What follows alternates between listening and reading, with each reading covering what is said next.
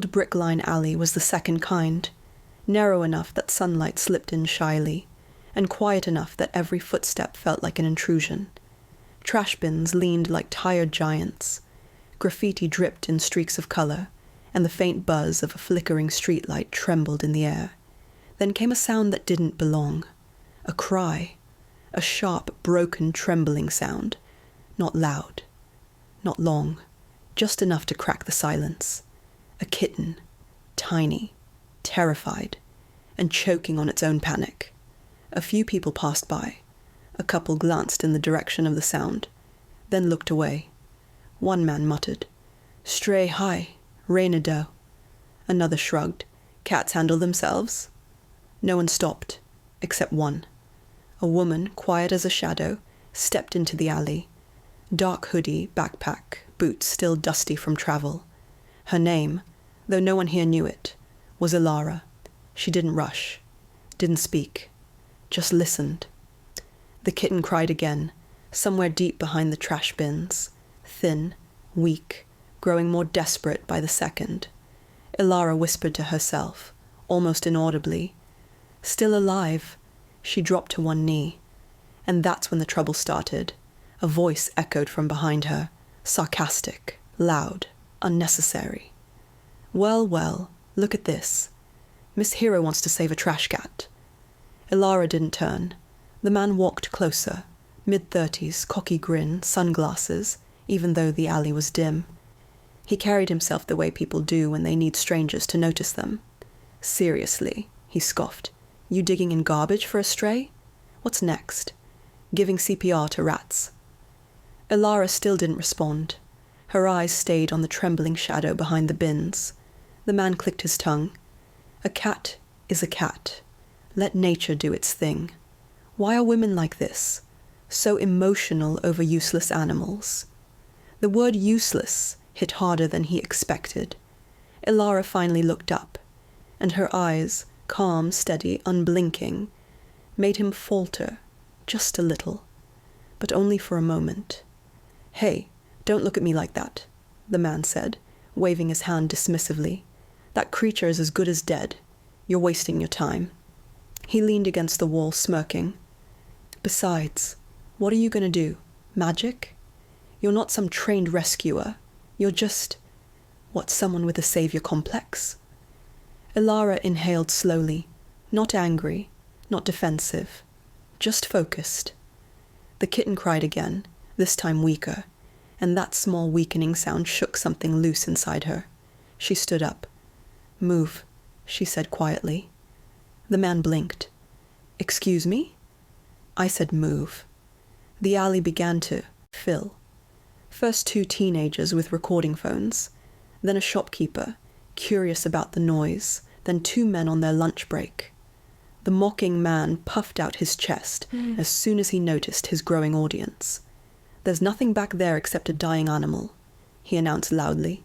"She thinks she can save it. Cute, right?" The teenagers laughed. One whispered, "Drama queen."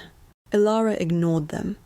She slipped off her backpack and pulled on thin rescue gloves, black, worn down, clearly used more times than anyone here could imagine.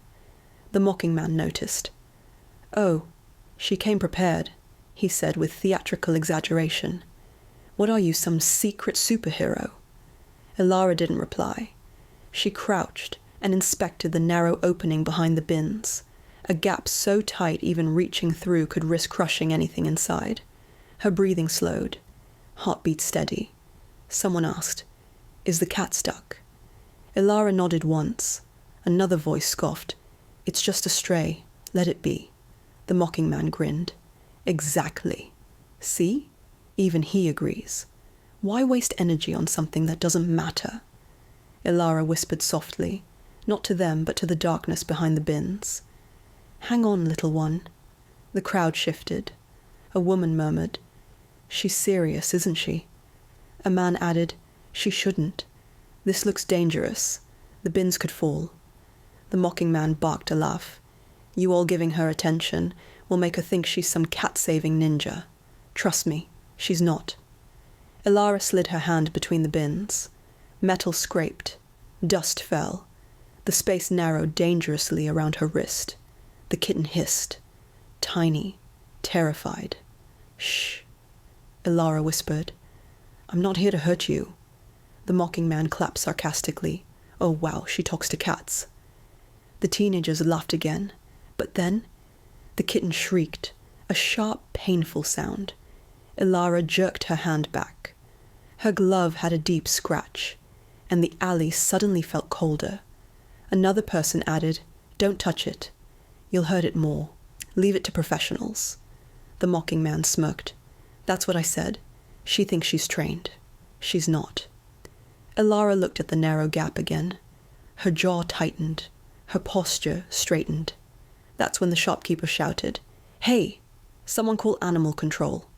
A murmur went through the crowd. "Yeah. Call them. Let them handle it." The mocking man folded his arms triumphantly. "There you go. Real rescuers will come. You can stop pretending now." Elara finally spoke. "No." Everyone turned. She took a breath. Low, calm, firm. "Animal control is 30 minutes away. The kitten doesn't have 30 minutes. The mocking man rolled his eyes dramatically. "Oh, please, drama." Elara stepped toward the bins, and suddenly she stopped. Her eyes focused on something the others couldn't see. The crowd went quiet. Then she whispered 3 words. "Oh no, fire ants." People gasped.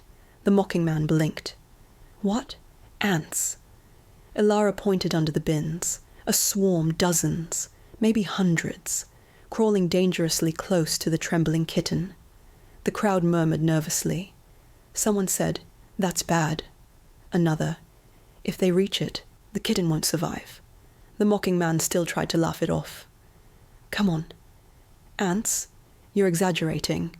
But no one laughed with him this time. For the first time. His confidence cracked.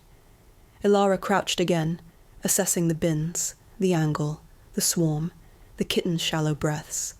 Her mind worked like a machine. One of the men said, "We should lift the bins." Elara shook her head. "It'll crush it. The gap is too tight." Another asked, "Should we push them?" "No," she said immediately. "That will collapse the space completely." The mocking man snapped, "So what? Are you saying only you know how to save it?" Elara's eyes finally met his, dead calm.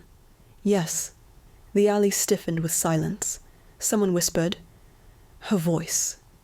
Did you hear that?" She wasn't guessing. She wasn't hopeful. She was certain, dangerously certain. The mocking man scoffed loudly to regain the attention he felt slipping. "Oh, come on. You're acting like you're some elite rescuer or something. What are you, part of some secret rescue squad? You think you're special?" Elara exhaled slowly. The crowd waited. The kitten whimpered. Her fingers tightened slightly, and for the first time, something like fire flickered behind her eyes. The mocking man stepped forward aggressively. "If you think you're the only one who can save it," he said, standing inches from her, "prove it."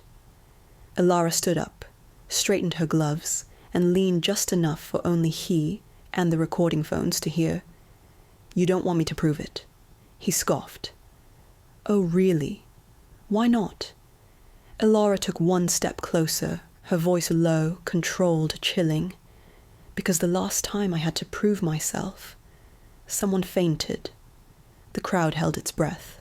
The mocking man opened his mouth to respond. But Elara was already turning away, pulling a specialized foldable tool from her backpack. The teenagers whispered, "What is that?" Another said, "This is getting serious." Someone else murmured, "Who is she?" The mocking man stared, his confidence flickering. Because for the first time, he realized she wasn't improvising. She was operating the way trained people do. The alley went silent. The kitten whimpered one more time. Weak, fading. Elara whispered, "I'm running out of time." She knelt again, but this time, her entire posture changed, her focus sharpened, her breathing slowed, her hands moved with practiced precision. Someone whispered, "She looks trained." The mocking man swallowed hard, suddenly unsure.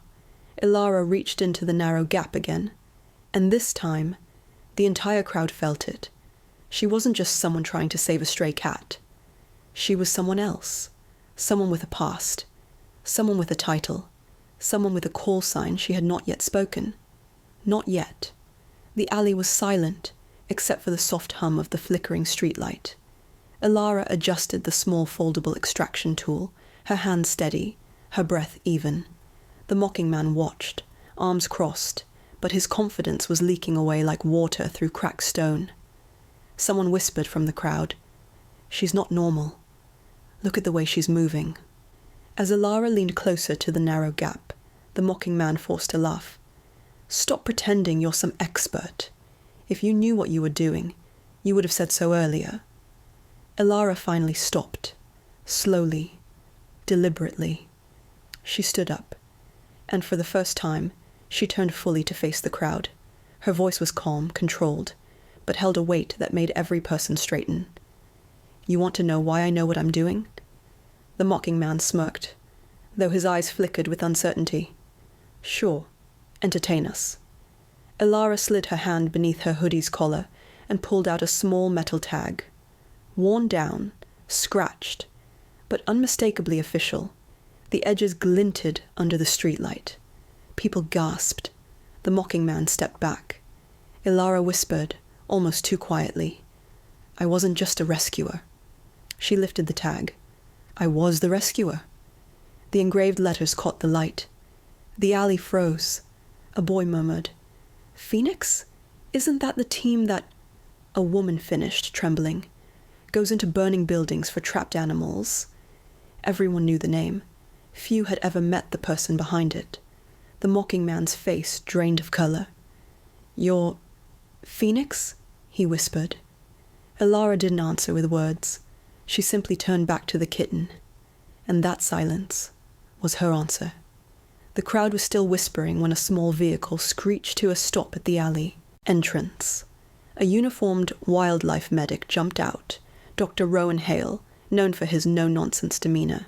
He hurried toward the scene, but when he saw Ilara kneeling by the bins, his stride halted. "Phoenix?" he breathed. Ilara didn't look up. "Dr. Hale, I need Aunt Neutral gel, size 0 bandage, and a micro-grip tweezer. Now." He rushed forward without hesitation. "Of course, whatever you need." The crowd stared. The mocking man looked like the ground had disappeared beneath him. Dr. Hale knelt beside her. "I thought you retired." "I did," Ilara murmured. "But the world doesn't retire emergencies." Ilara slid the Aunt Neutral gel into the narrow space, carefully diverting the swarm away from the kitten. Her movements were surgical, precise, steady, fearless. The kitten whimpered. "It's okay," she whispered. "I'm here." The mocking man couldn't look away. His earlier laughter now felt like a weight crushing his chest. Dr. Hale held the bins steady while Ilara maneuvered the extraction tool, slender, curved, designed for impossible angles. The crowd held its breath. Ilara's voice dropped to a whisper. "Come on, little one. Follow my touch." A tiny paw emerged, then a trembling head. The kitten cried weakly. Ilara reached deeper, risking her wrist, ignoring the metal biting into her glove, until finally, she pulled the kitten free. The crowd erupted in gasps. The kitten was shaking, barely breathing, covered in dust and tiny red ant marks. Ilara cradled it against her chest. "You're safe," she whispered. "You're safe now." Dr. Hale took the kitten gently. "I'll stabilize it. It'll survive, thanks to you." Ilara nodded, exhausted but calm. The mocking man stepped forward. His voice cracked. I didn't know. I didn't know who you were. I shouldn't have—" Ilara didn't look angry, just tired. "You don't need to know who someone is," she said softly, "to treat them with respect." He lowered his head. "I'm sorry." She nodded once, acceptance, not approval. The crowd stepped aside as Dr. Hale carried the kitten to safety. Ilara followed, her boots brushing softly against the alley floor. Someone whispered, "She saved a life today." Another replied, She didn't do it for credit. She did it because it needed to be done. As Alara reached the alley entrance, she paused and looked back. "The world doesn't need more heroes," she said quietly. "Just more people who care enough to stop." Then she walked into the fading daylight, the alley behind her, the alley that had once swallowed sound, now echoed with something new, and the memory of a woman who rose again, like a call sign, Phoenix.